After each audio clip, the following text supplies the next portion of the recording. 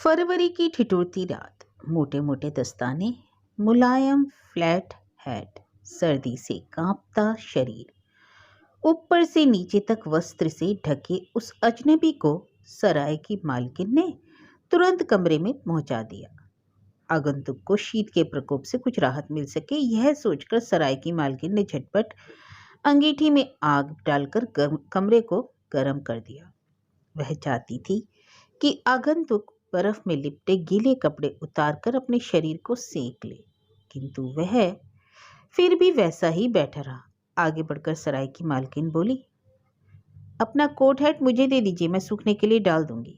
किंतु हठपूर्वक आगंतुक ने कहा, नहीं, ऐसे ही ठीक है। ना समझ आगंतुक पर अचरज भरी दृष्टि डालती हुई वह रसोई में चली गई। थोड़ी देर बाद नाश्ता तैयार करके जब लौटी, तब भी वह अपने कंधों के बल झुका, कोट का कॉलर उठाए बिल्कुल जड़ सा खड़ा था।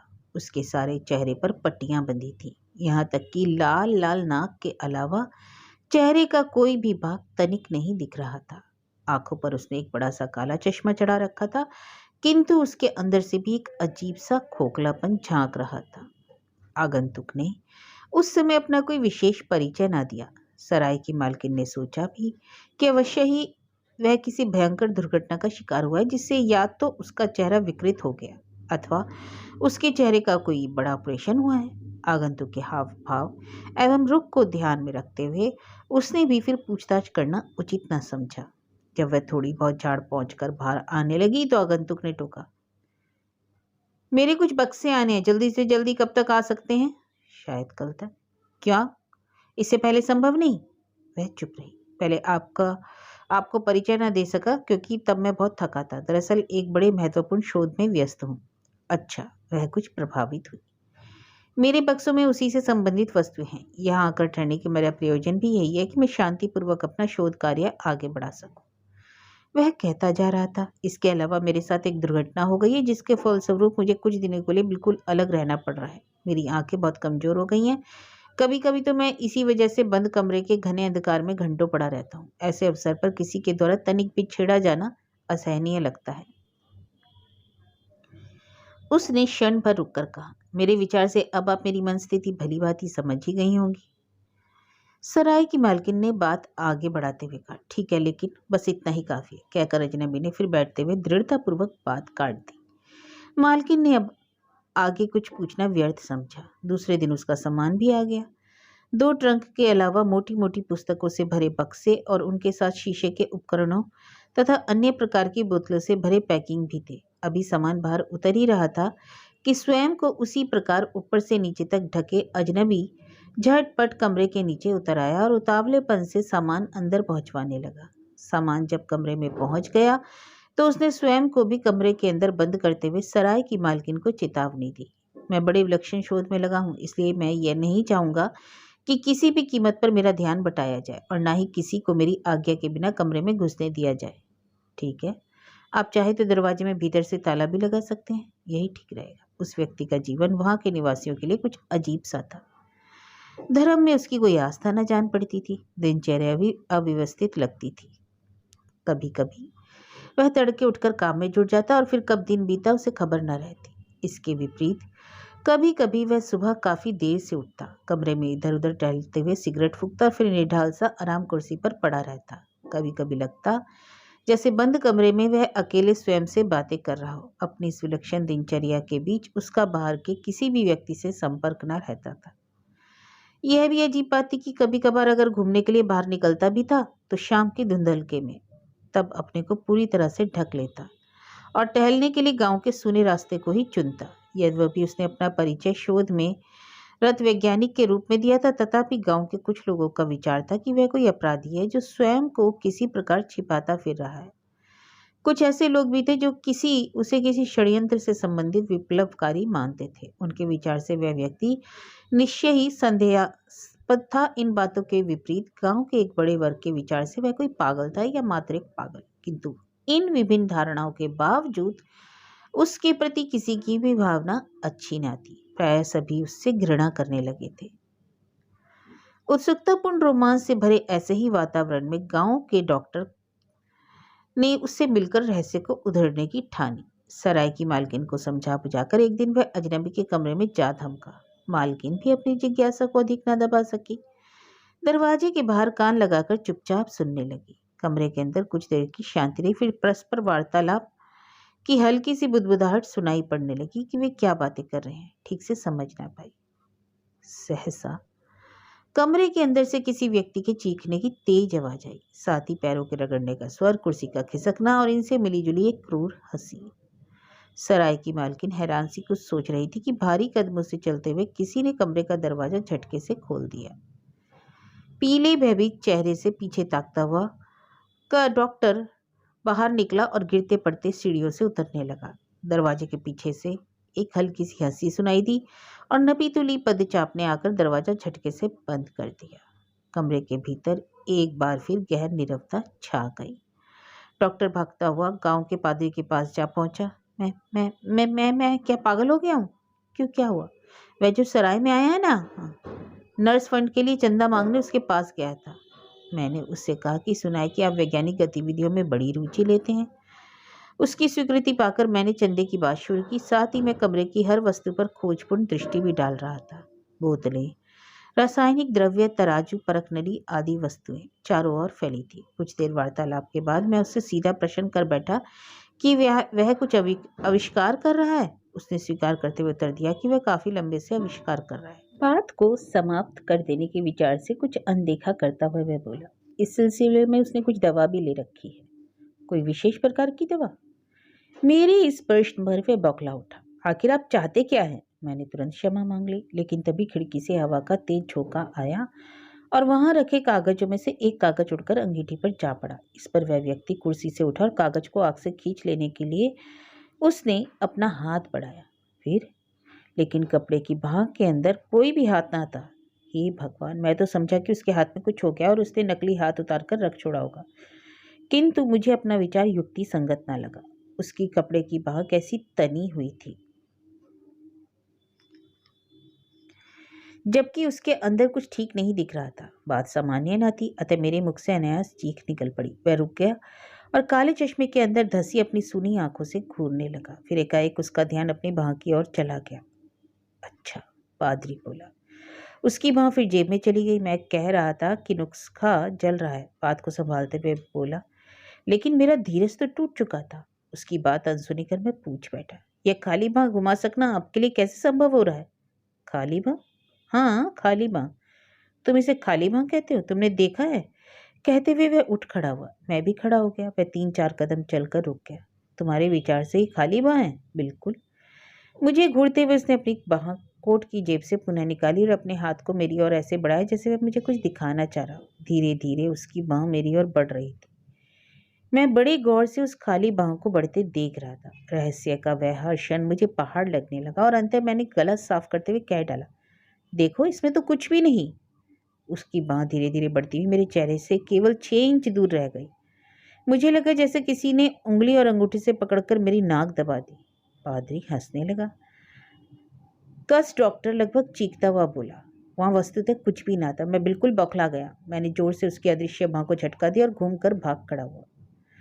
सांस लेने के लिए डॉक्टर रुका। जब मैंने उसकी खाली बाह को झटका तो भगवान की सौगंध, बिल्कुल ऐसा लगा जैसे मैं किसी हाड़ मांस से बने हाथ को झटका दे रहा हूं, जबकि उस बाह के अंदर हाथ नाम की कोई चीज भी ना थी। कहानी तो विलक्षण है।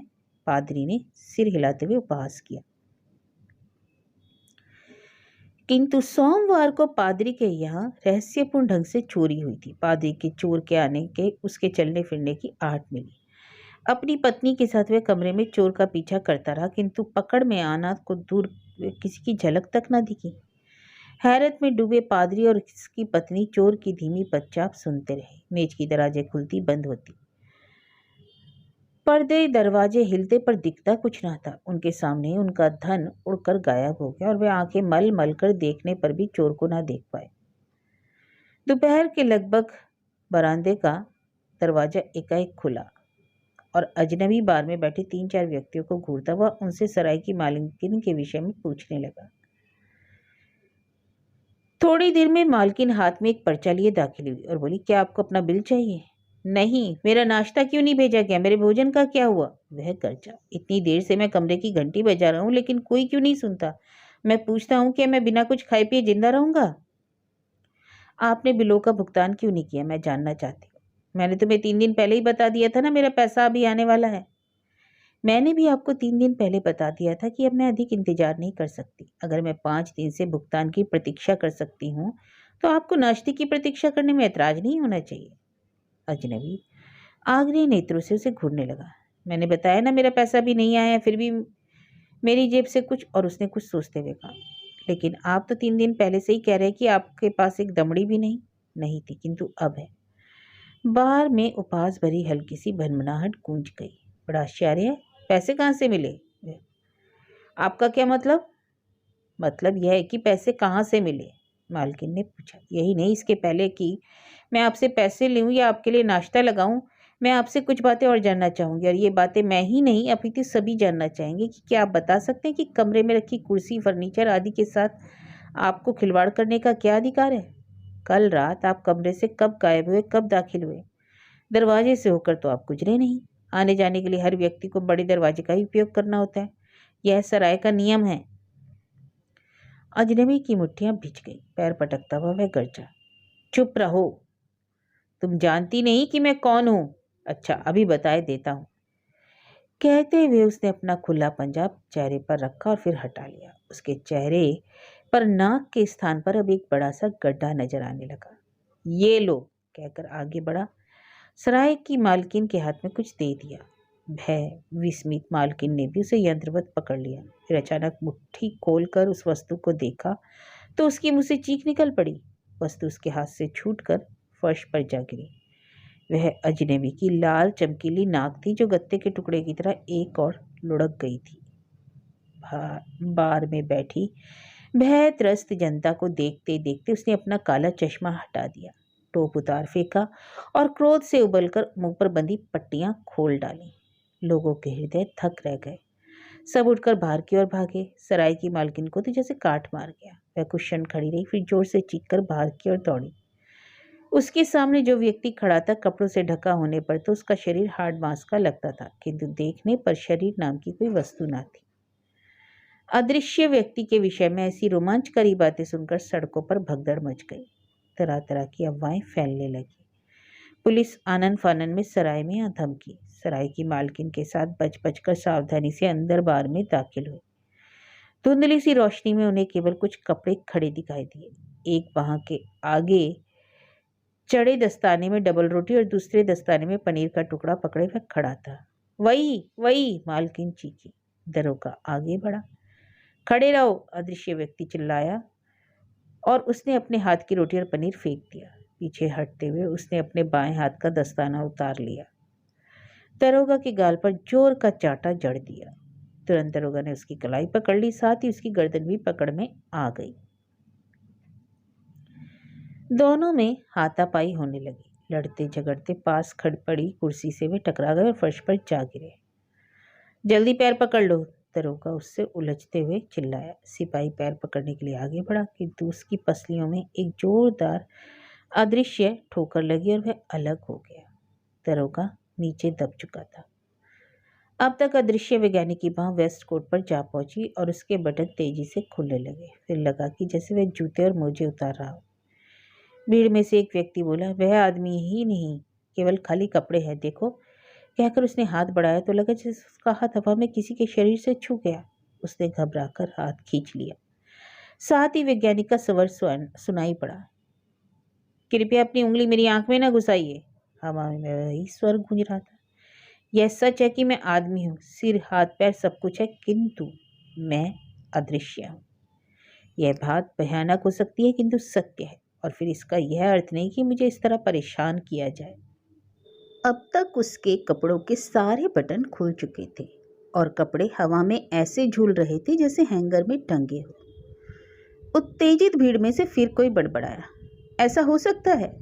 ठीक है, यह बात रहस्यमय भले ही हो, लेकिन कोई अपराध तो नहीं, और फिर मुझे क्यों पुलिस द्वारा घेरा जा रहा है? यह बात नहीं है, दरोगा बोला।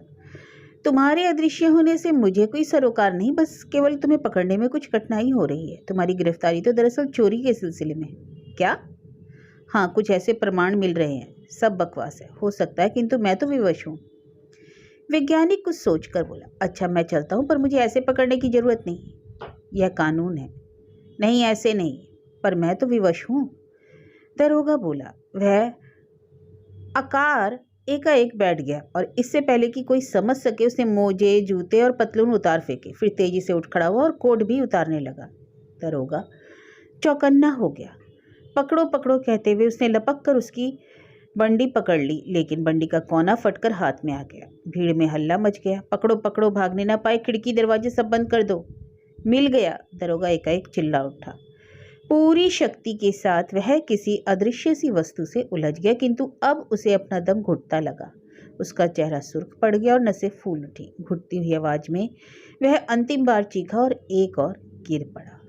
चारों ओर केवल पकड़ो पकड़ो का शोर सुनाई देता रहा। लॉन की मुलायम घास पर लेटे गिबिन्स की बगल में कोई खांसता बड़बड़ाता सा निकल गया। गिबिन्स अचकचाकर उठ बैठा। मील 2 मील तक अगल बगल कोई ना था, फिर भी उसे विश्वास था कि उसने कोई आवाज़ अवश्य से सुनी है। गिबिन्स को प्रातः सराय में घटी घटना के विषय में कुछ पता नहीं था, अतः उसे ऐसे अदृश्य स्वर को सुनकर स्तब्ध रह गया। उसकी दार्शनिक स्थिरता भंग हो गई। एकदम उठ खड़ा हुआ, घबराहट के मारे हाथ पैर फूल गए और पहाड़ी की ढलान से जल्दी जल्दी उतरकर गांव की ओर लपका। आइपिंग से लगभग 1.5 मील बाहर बैठा टॉमस अपने बड़े बड़े मजबूत जूतों से उलझ रहा था। किसी ने उससे प्रश्न किया। मार्वेल ने वैसे ही सिर झुकाया सामान्य सा उत्तर दे दिया, किंतु फिर कुछ और प्रश्न पूछने पर वह उसने सिर उठाकर प्रश्नकर्ता की ओर देखा तो आश्चर्य की सीमा ना रही। आसपास तो कोई भी नहीं था। मार्वेल बुदबुदा उठा, मैं क्या कुछ ज़्यादा पी गया? जरूर किसी सपने में डूबा हूँ। तो क्या अब तक मैं अपने आप से बात कर रहा हूँ? घबराने की कोई आवश्यकता नहीं, वही सबर फिर हवा में सुनाई दिया। आप कहाँ से बोल रहे हैं? घबराओ नहीं। मार्वल परेशान सा इधर उधर देखने लगा। मैंने कोई आवाज़ सुनी। क्या सचमुच मुझे कोई सुन रहा है? हाँ, तुमने सचमुच आवाज़ सुनी है और यह सच है। मार्वल के पांव तले जमीन हिलने लगी। उसने आंख बंद कर ली। एकाएक उसे लगा जैसे किसी ने उसका कॉलर पकड़कर उसे जोर से झकझोर दिया। पागल हो क्या? मार्वल को लगा जैसे उसे पिशाच ने पकड़ लिया। सुनते हो? अदृश्य संयत स्वर कुछ तीखा उठा। उसकी छाती में कोई उंगली गड़ रही थी। तुम्हारे विचार से मैं कोरी कल्पना मात्र हूँ? और क्या हो सकता है? गर्दन सहलाते हुए मार्वल ने धीरे से उत्तर दिया। अच्छा। एकाएक पत्थर के टुकड़े इधर उधर हवा में बिखरने लगे। मार्वल सकते में आ गया। घबराकर उसने भागने की चेष्टा की तो किसी अदृश्य वस्तु से टकराकर गिर पड़ा। एक पत्थर का टुकड़ा हवा में उछला और शून्य में टंगा रह गया। अभी भी मैं कल्पना मात्र लगता हूँ? आवाज गूंजी।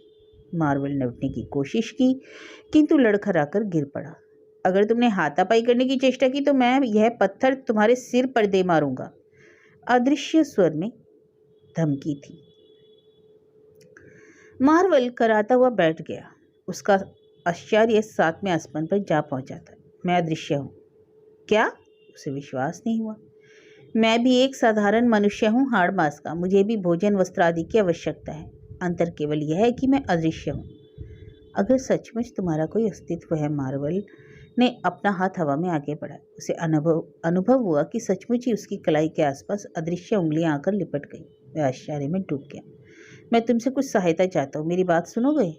विवश होकर पागल सा इधर उधर घूम रहा हूँ, अकेला, त्याज्य, विजातीय। मैं क्षुब्ध हूँ, क्रोधित हूँ। मेरे मानस पर उन्माद आ गया। मैं चाहता हूँ किसी की गर्दन पकड़कर मरोड़ दूँ। हे भगवान! तभी तुम मुझे दिखे। ऐसा लगा जैसे तुम भी संसार से अलग हो, तुम्हें भी निष्कासित कर दिया हो। मुझे कुछ राहत मिली। सोचा कि तुम मेरे काम आ सकते हो। मैं भला किस काम आ सकता हूँ? तुम मुझे वस्त्र दो, शरण दो, आगे और भी काम निकलेंगे। तुम्हें वह सब करना पड़ेगा। उसके स्वर में एकाएक धमकी उभर आई। तुम्हें मेरी मदद करनी ही होगी, बदले में मैं तुम्हारे लिए बहुत कुछ कर सकता हूँ। अदृश्य व्यक्ति बड़ा शक्तिशाली होता है। उसने जोर से नाक सुड़की और आगे बोला, लेकिन यदि तुमने मुझे धोखा देने का प्रयत्न किया या तुमने वह ना किया जो मैंने तुमसे कहा तो। उसने मार्वल के कंधे जोर से थपथपाए। अदृश्य व्यक्ति के स्पर्श से मार्वल भयभीत हो उठा। नहीं नहीं, मैं आपको कभी भी धोखा नहीं दूंगा, आप जो कुछ कहेंगे वैसा ही करूंगा। दूसरे दिन अदृश्य वैज्ञानिक ने मार्वल की सहायता से अपने जरूरी कागजात और पुस्तकें सराय से चोरी करवा ली। 10 बजे के लगभग मार्वल उस छोटी सराय के सामने पड़ी एक बेंच पर थका हारा जा बैठा। उसकी दाढ़ी बड़ी थी, चेहरे पर बेचैनी तथा उलझन थी।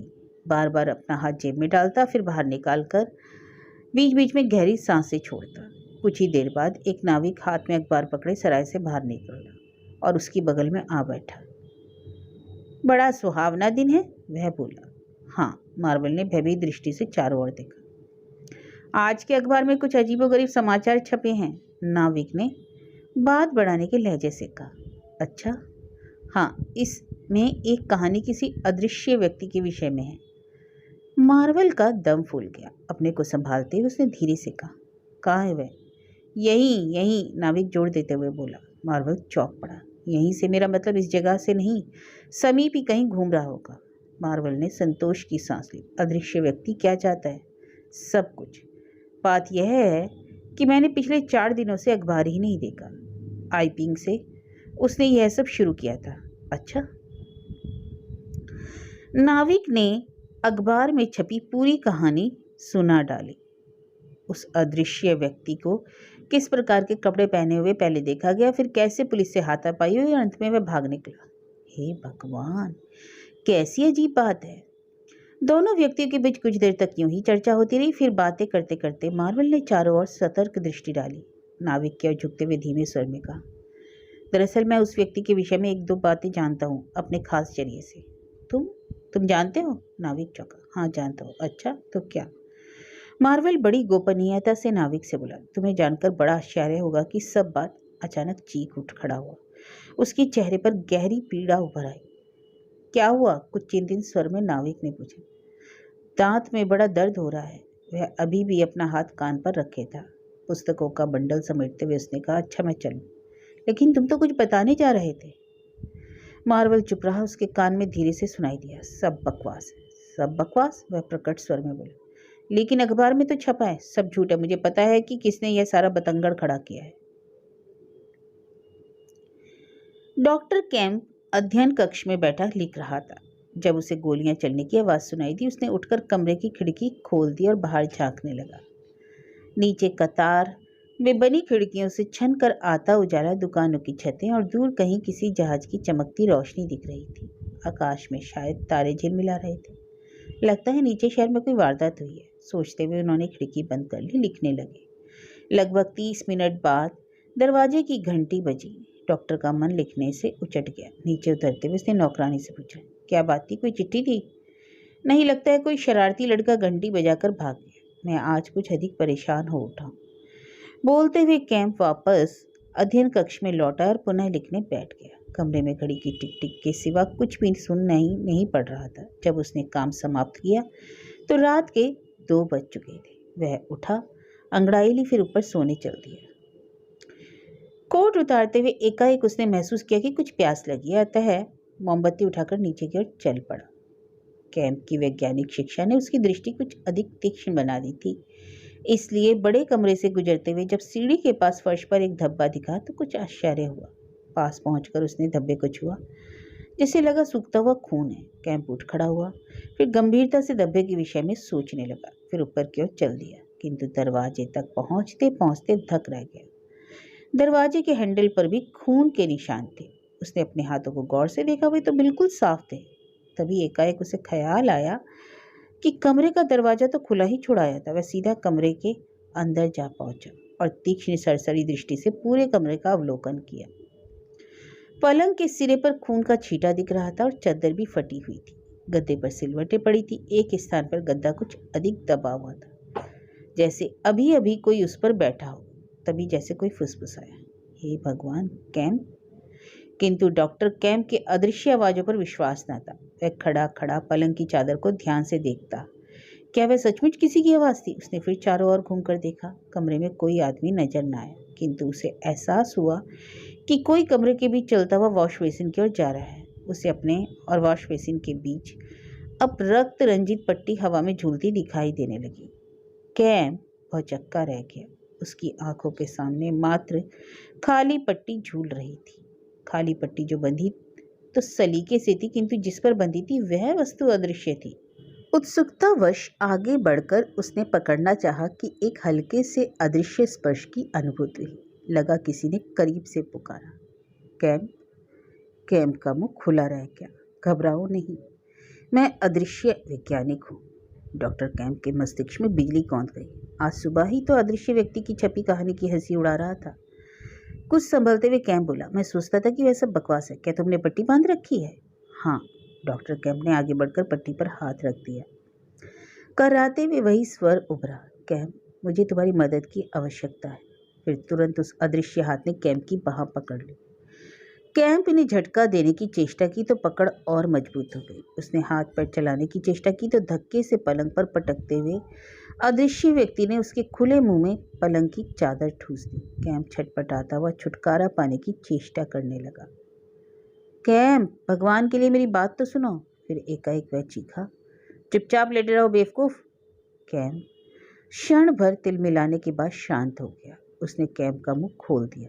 अगर तुम चिल्लाए तो मैं भी तुम्हारा सिर फोड़ दूंगा। मैं अदृश्य व्यक्ति हूँ, इसमें कोई जादू या तमाशा नहीं। मैं वास्तव में एक व्यक्ति हूँ, मुझे तुम्हारी मदद चाहिए।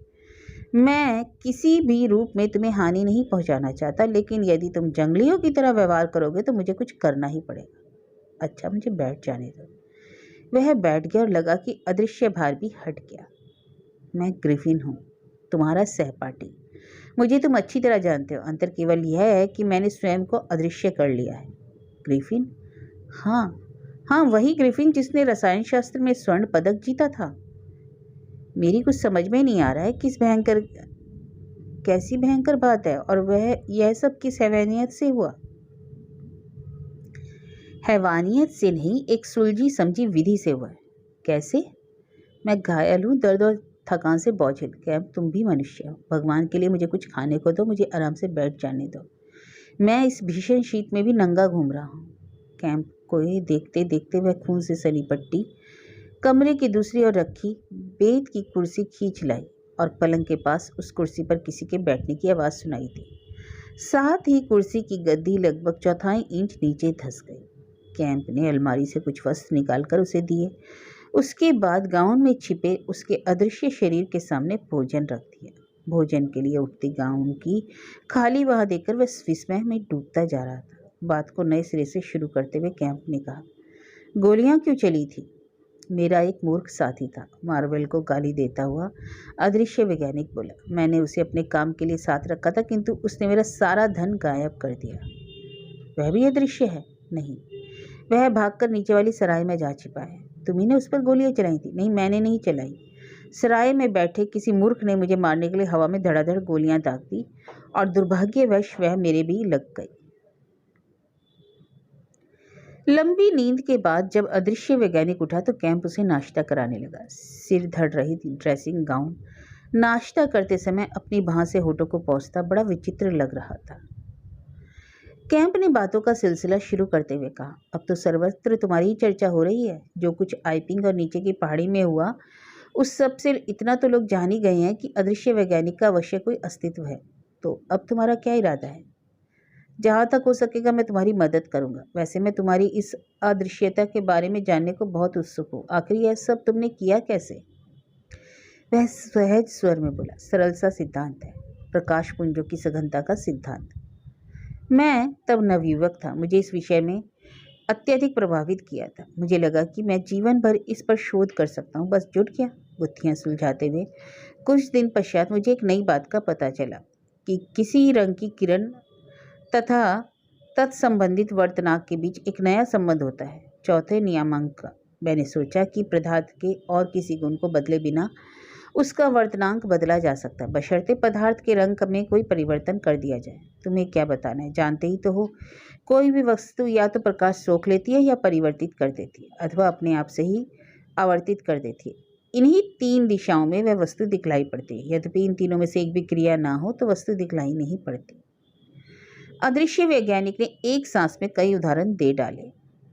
अच्छा, मान लो तुम शीशे का एक बड़ा पारदर्शक टुकड़ा पानी में डाल देते हो। वह टुकड़ा बाहर से शायद ही दिखे, क्योंकि पानी से होकर शीशे तक पहुंचने वाली किरणों में अधिक परिवर्तन नहीं हो पाता। अब देखो ना, शीशा तो पानी के अंदर पड़ा है, लेकिन लगता है जैसे अदृश्य हो। बस कुछ ऐसा ही सिद्धांत मैंने अपनाया। डॉक्टर समझने की चेष्टा करने लगा।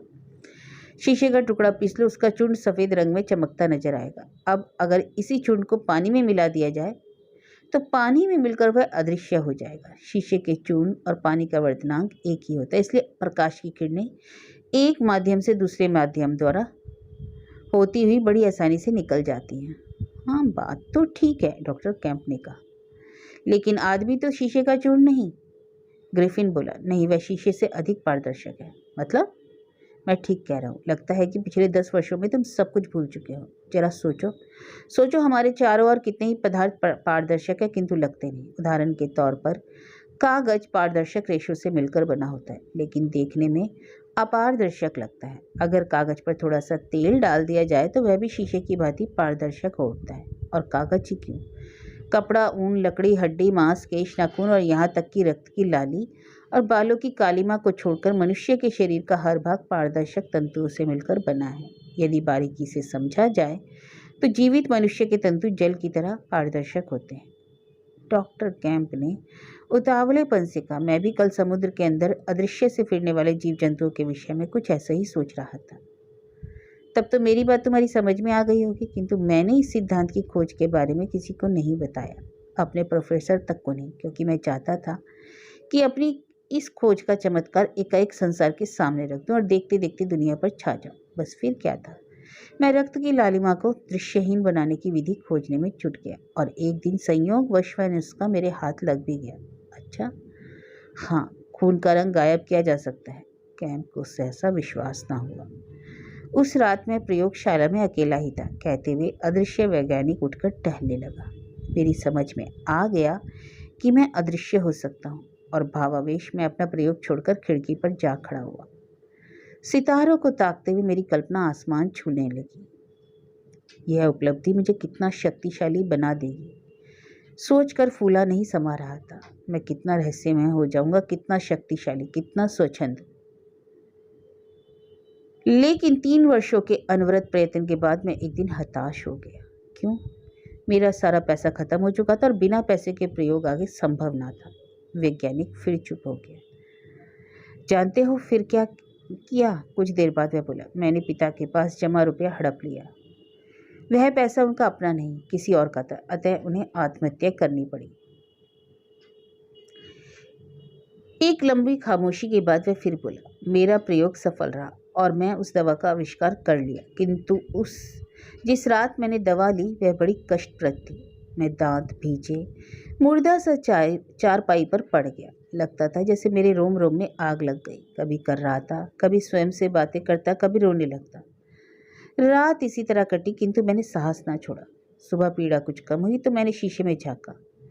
मेरा चेहरा सफ़ेद बादलों जैसा हो चुका था। जैसे जैसे दिन चढ़ता गया मेरे अंग प्रत्यंग सफ़ेद, पतले और पारदर्शक होते चले गए। मैं अपनी मुंदी पारदर्शक पलकों से देखता रहा।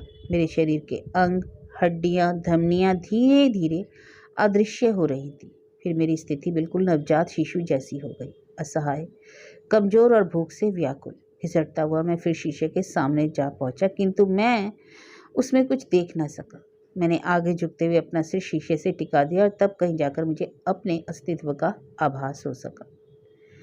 मेरा प्रयोग सफल हो चुका था। आराम करने, पुनः शक्ति प्राप्त करने के बाद जब मैं बाहर चढ़ने लगा तो सीढ़ियां उतरना भी कठिन हो गया। अदृश्य होने के कारण मुझे आभास ही नहीं हो पा रहा था कि कदम कहाँ पड़ रहे हैं।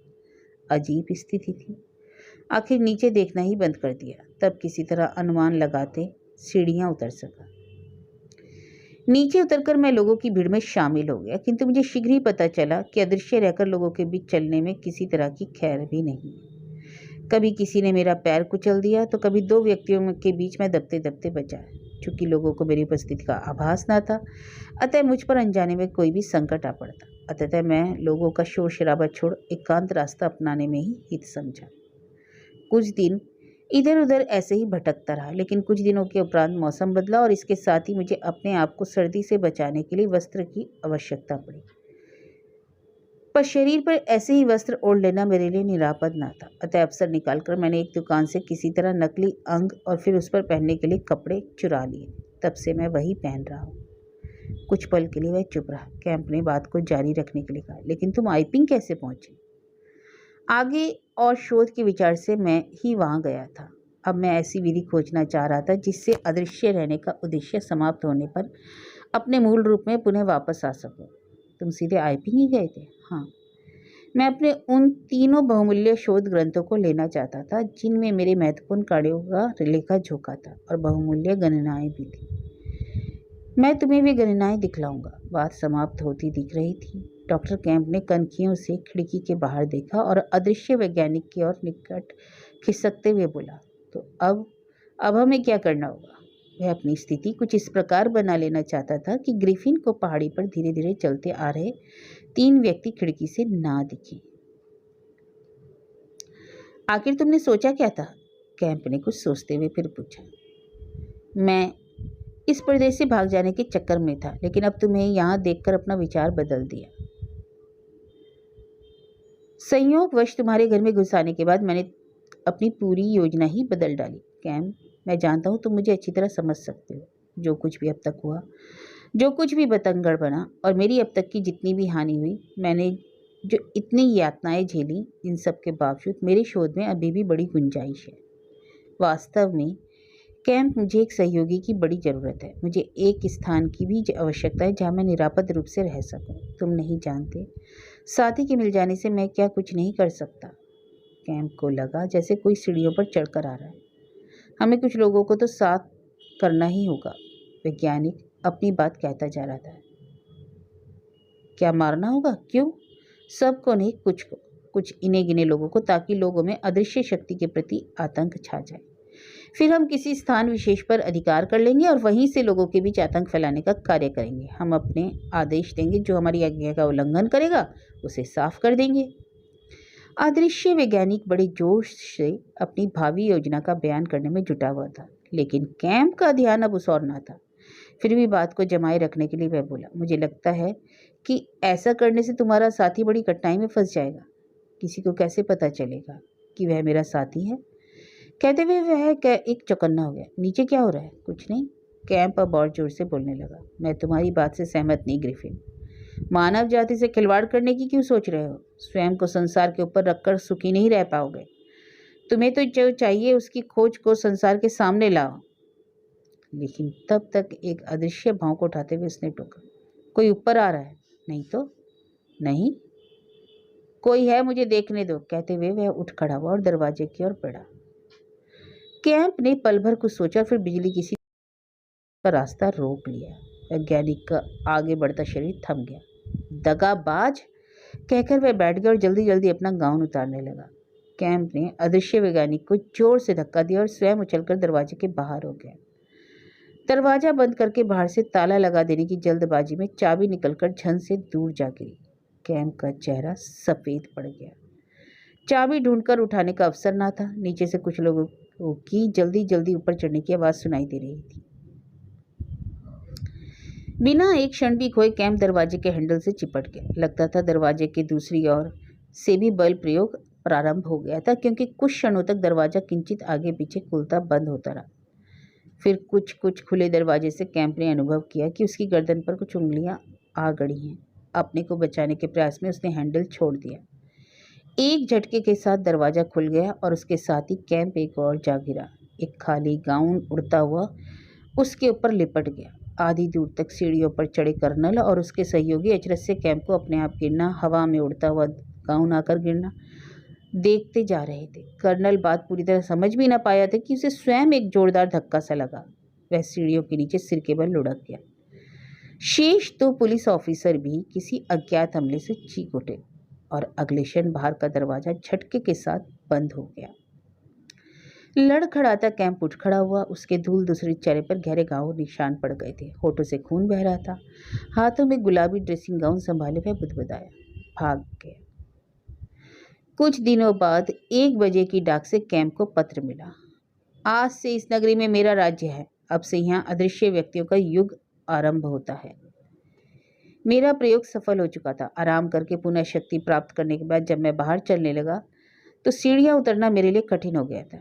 नींव तुम्हारी बलि चढ़ाकर डालूंगा। तुम्हारे ऊपर मृत्यु का जाल पड़ चुका है। कैंप खाना छोड़कर उठ खड़ा हुआ और घर भर की खिड़कियां दरवाजे उसने सावधानी पूर्वक बंद कर दिए। इसके उपरांत उसने कर्नल को इस पत्र की सूचना भी दी। कुछ देर बाद कर्नल आ गया। दोनों ने मिलकर सुरक्षा हेतु कुछ योजनाएं बनाई।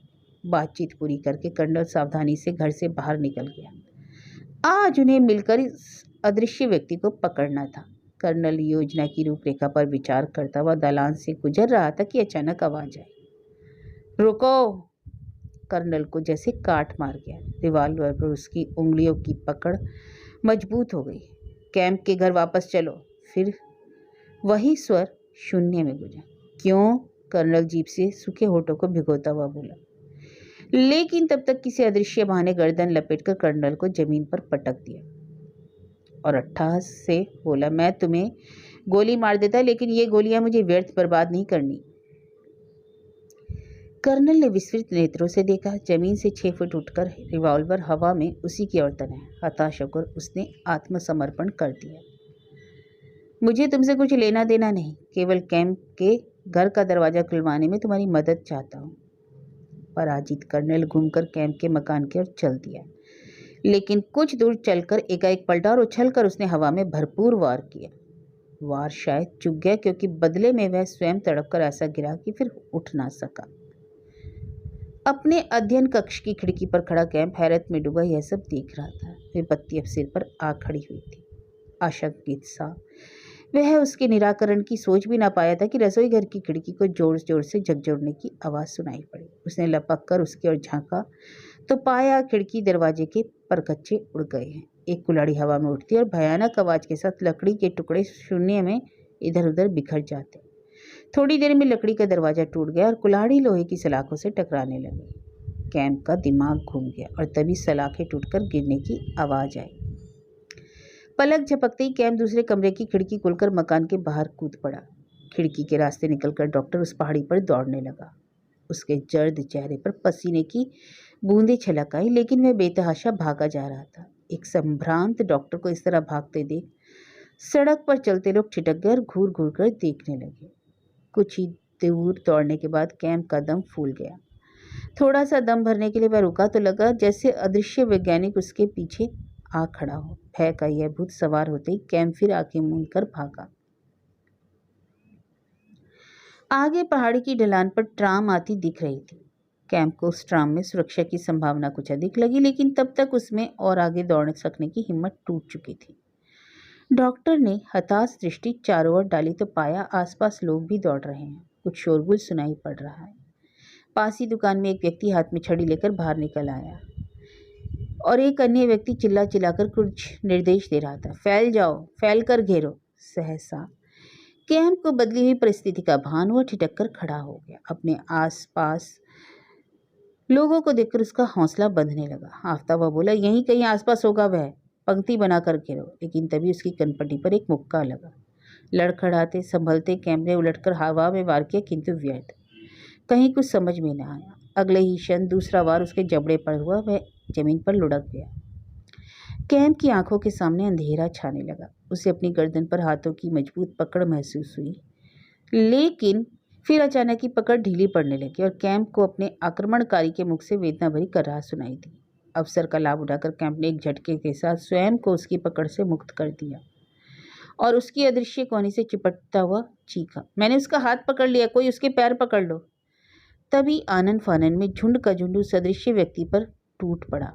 बड़ी देर के बाद लोग उस पर अनुमानित वार करते रहे। इतने में दर्दनाक चीख गूंजी, मुझे मत मारो, भगवान के लिए मुझ पर रहम करो। कैंप ने ऊपर झुकी भीड़ को पीछे ठेलते हुए कहा, जरा सांस तो लेने तो, घायल हो गया वह। फिर कैंप ने उसे शून्य में टटोलते हुए कहा, इसकी तो सांस ही नहीं चल रही, हृदय की धड़कन भी नहीं सुनाई देती। वह देखो। एक बुढ़िया ने चीख कर उंगली उठाई तो लोगों ने देखा पारदर्शक शीशे नुमा हाथ हवा में उभर रहा था। स्नेह स्नेह उसकी धमनियाँ, शिराएं और हड्डियां भी नजर आने लगी। देखते ही देखते पूरा का पूरा हाथ धुंधला सा उभर आया। धीरे धीरे उसका एक एक अंग उभर आया। उनके सामने पृथ्वी पर एक मसला कुचला 30 वर्षीय नवयुवक पड़ा था, जिसके खुले मुख पर भय और रोष से स्थिर नेत्र बड़े ही भयानक लग रहे थे। लोग पास वाली सराय से एक सफ़ेद चादर लाए और उसे उड़ा दिया।